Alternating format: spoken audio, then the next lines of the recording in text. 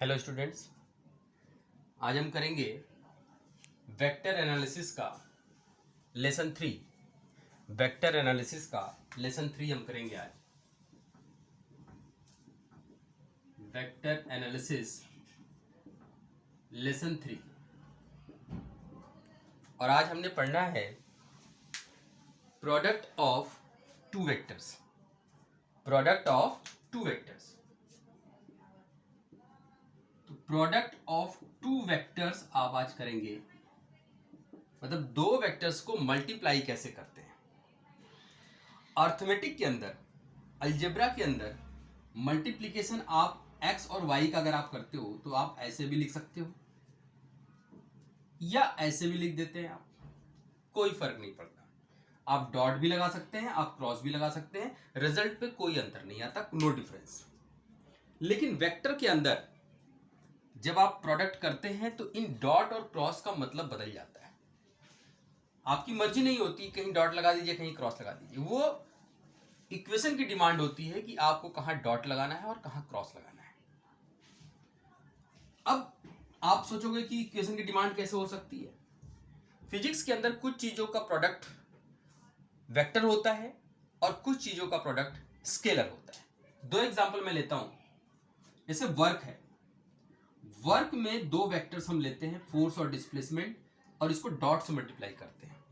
Force scalar है, sorry vector है, displacement भी वेक्टर है, ये वेक्टर और ये भी वेक्टर, और रिजल्ट आता है स्केलर। ये बिकॉज ऑफ डॉट प्रोडक्ट। इस प्रोडक्ट को बोलते हैं हम डॉट प्रोडक्ट। लेकिन अगर आप दूसरा एग्जांपल लें, आर और एफ, जब आप पोजीशन वेक्टर को फोर्स से मल्टीप्लाई करते हैं क्रॉस मेथड से, तो रिजल्ट आता है टॉर्क। इसको टॉर्क बोलते हैं, जो आगे हम बहुत पढ़ेंगे, टॉर्क। ये वेक्टर, ये भी वेक्टर और रिजल्ट भी वेक्टर, इसको बोलते हैं हम क्रॉस प्रोडक्ट। तो दो प्रोडक्ट हो गए, डॉट प्रोडक्ट और क्रॉस प्रोडक्ट। तो आप अपने हिसाब से इनको नहीं चला सकते कि कहीं भी डॉट लगा दो कहीं क्रॉस लगा दो। वो इक्वेशन की डिमांड होगी, आपको डॉट लगाना है कि क्रॉस लगाना है। अब आज हम पढ़ेंगे कि दो वेक्टर को डॉट प्रोडक्ट करने से कैसे, डॉट प्रोडक्ट कैसे करते हैं और क्रॉस प्रोडक्ट करते हैं कैसे करते हैं। पहले इसको आप नोट कर लीजिए एग्जांपल, डॉट प्रोडक्ट और क्रॉस प्रोडक्ट का क्या मतलब है, क्या एग्जांपल्स है।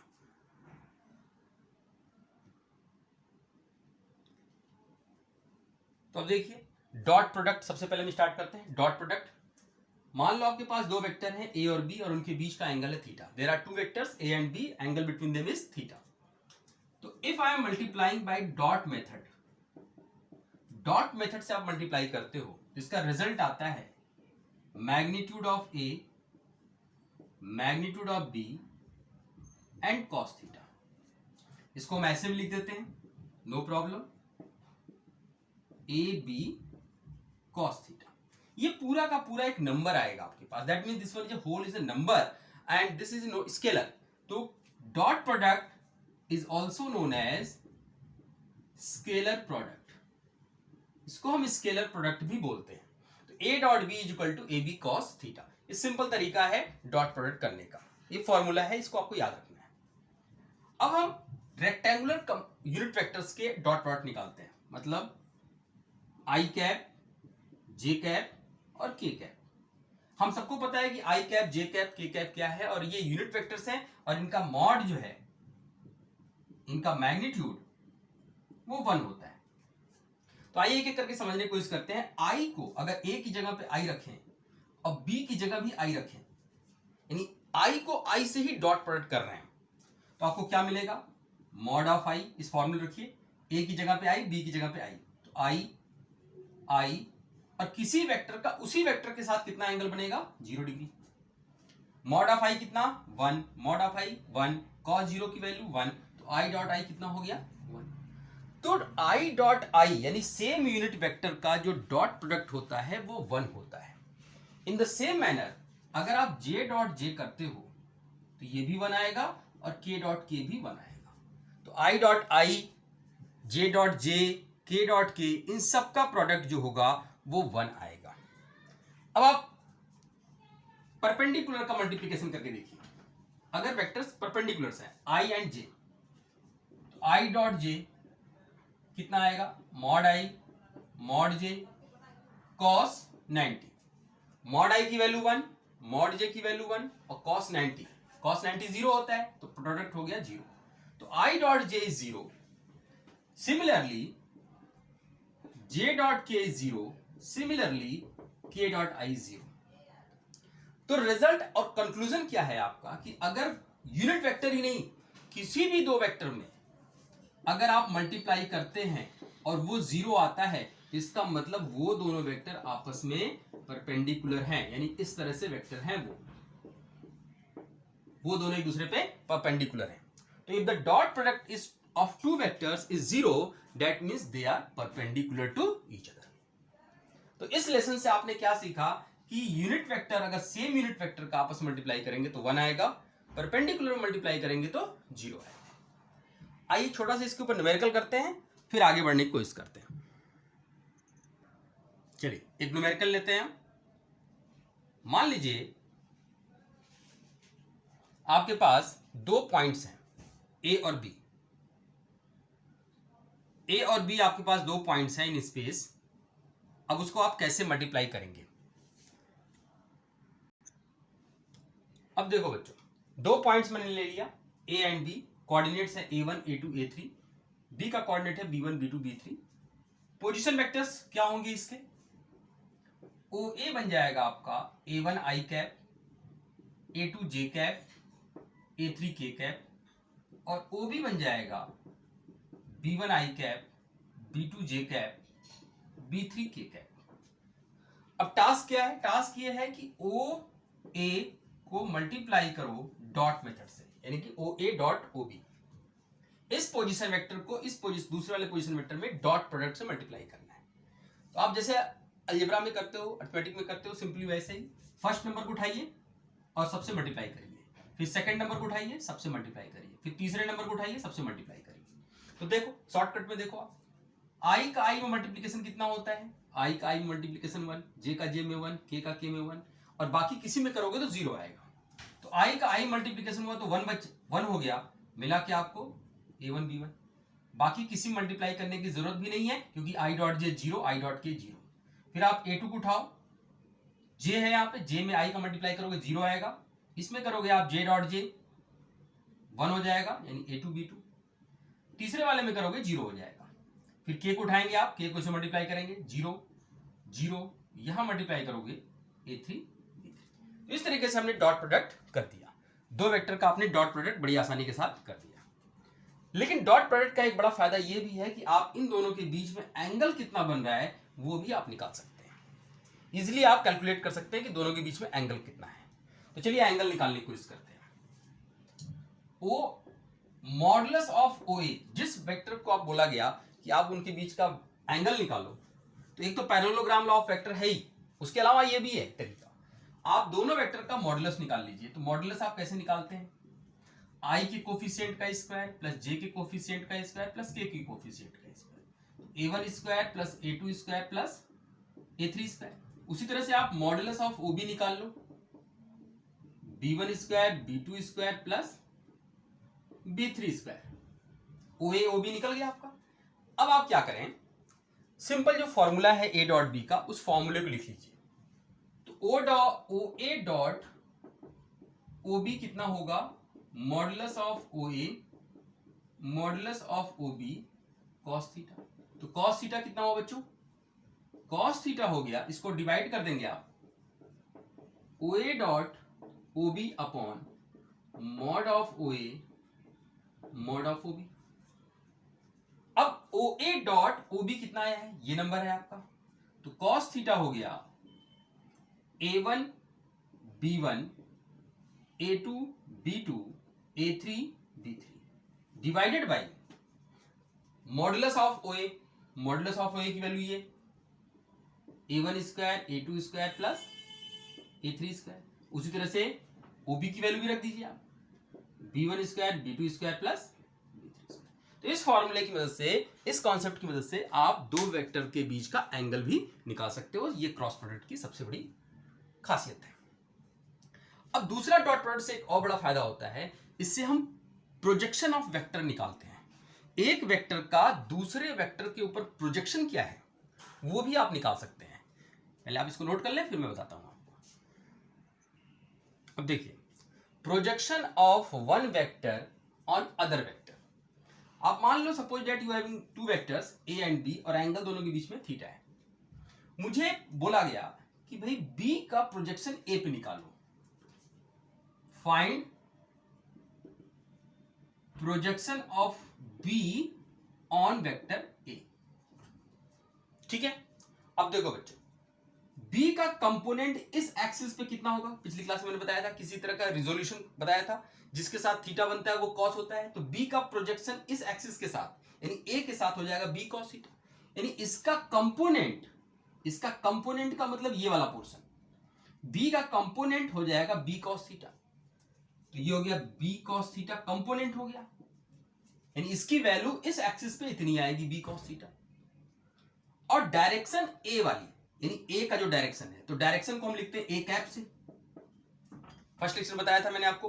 तो ए कैप से आप बी कॉस थीटा यानी कंपोनेंट को मल्टीप्लाई कर दोगे तो आपको प्रोजेक्शन मिल जाएगा। अब यही आपको निकालना है B cos theta A cap. इसको हम दूसरे तरीकों से भी लिख सकते हैं। कैसे? देखिए, ए डॉट बी, इसको इक्वेशन नंबर 1 मान लेता हूं और प्रोजेक्शन को मैं पी लिख देता हूं अपनी सिंप्लिसिटी के लिए, ताकि बार बार इतना बड़ा नहीं लिखना पड़े। P equal to B cos theta एक है, तो A डॉट बी कितना होता है बच्चों? A B cos theta. तो बी कॉस थीटा कितना आ गया? Vector A vector B upon A. अब इस वैल्यू को, इक्वेशन 2 वाली वैल्यू को आप यहां रख सकते हैं बी कॉस थीटा की जगह। तो प्रोजेक्शन आ गया आपका ए डॉट बी अपॉन ए का मतलब मॉडुलस ऑफ ए कैप। इसको आप ऐसे भी लिख सकते हैं, projection is equal to A dot B upon A, और किसी भी यूनिट वेक्टर को कैसे निकालते हैं? उस वेक्टर में उसके मैग्नीट्यूड से डिवाइड कर देते हैं। तो आपका आंसर आ गया P is equal to A dot B into A upon A square. तो इस फॉर्मूले की मदद से आप क्या निकाल सकते हैं? किसी भी वेक्टर का दूसरे वेक्टर के ऊपर प्रोजेक्शन आप निकाल सकते हैं। तो आपका जो फॉर्मूला आया है P is equal to A dot B upon A square into vector ए।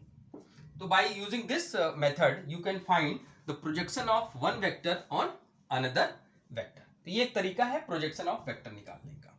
ठीक है, अब हम बढ़ते हैं नेक्स्ट प्रोडक्ट की तरफ, जिसका नाम है क्रॉस प्रोडक्ट। क्रॉस प्रोडक्ट,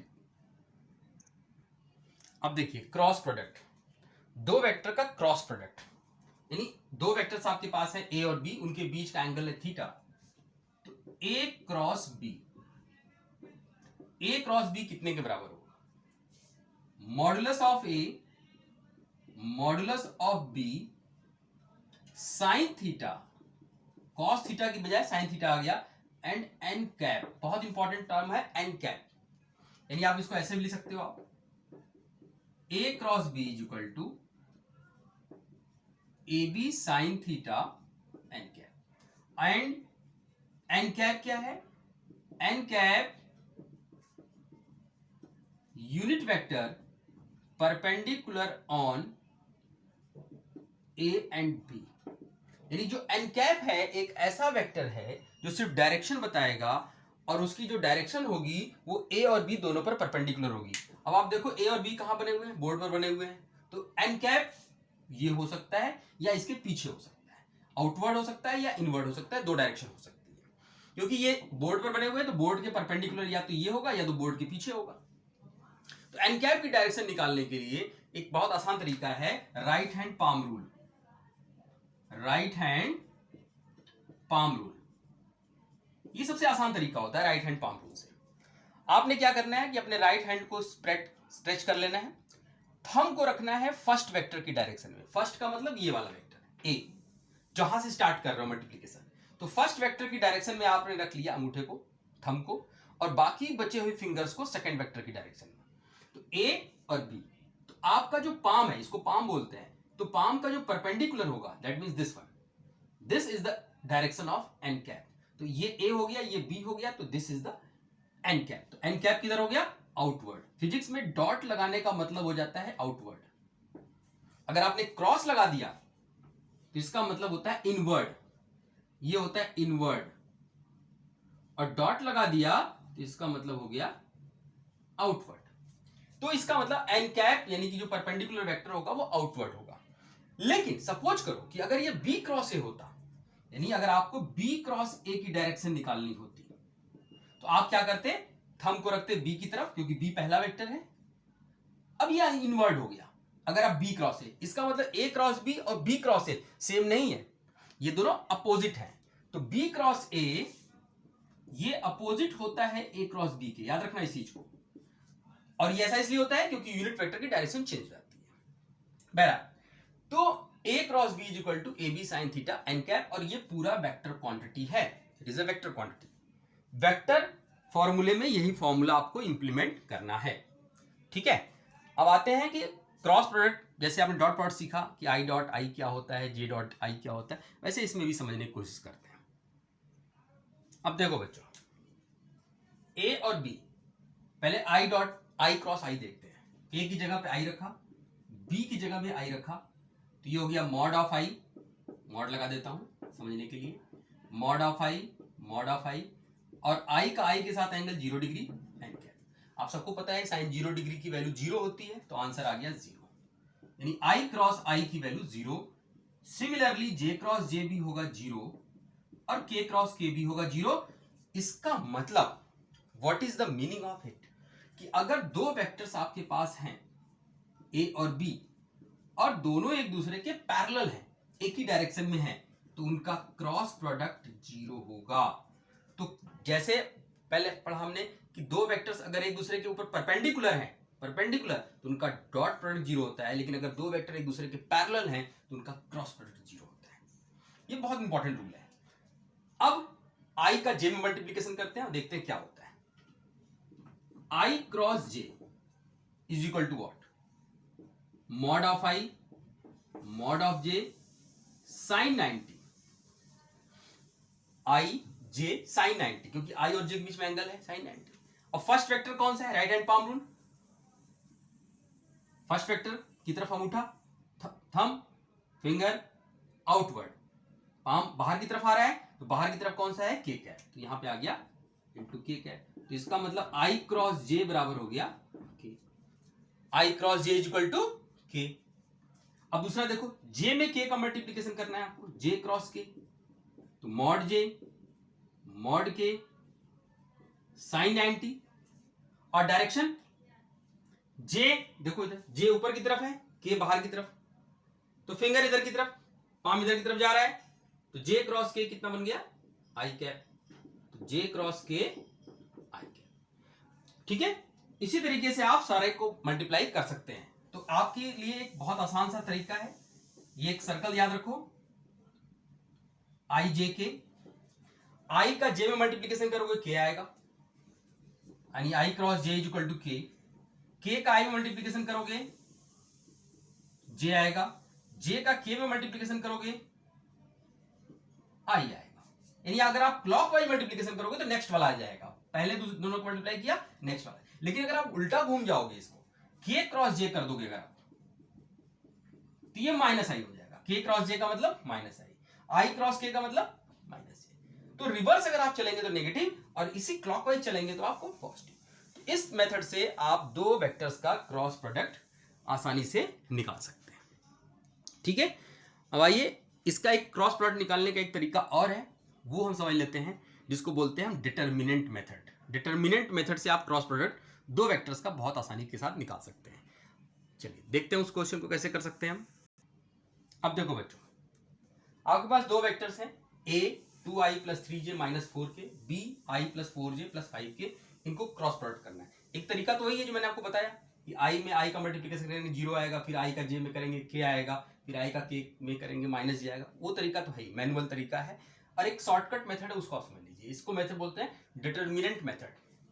इसमें आपने क्या करना है कि पहले रो में, इसमें 3 रो बनेंगे, फर्स्ट रो, सेकंड रो और थर्ड रो। फर्स्ट रो में आप आई जे के लिखोगे in respective of question. Question कैसा भी हो, क्रॉस प्रोडक्ट बोला गया तो आई जे के लिखेंगे, चाहे के हो या ना हो, आपने आई जे के ही लिखना है। फिर सेकेंड रो में आप ए के कोफिशिएंट्स को लिखोगे उसी ऑर्डर में, यानी आई की जगह पे आई वाला ही कोफिशिएंट -4।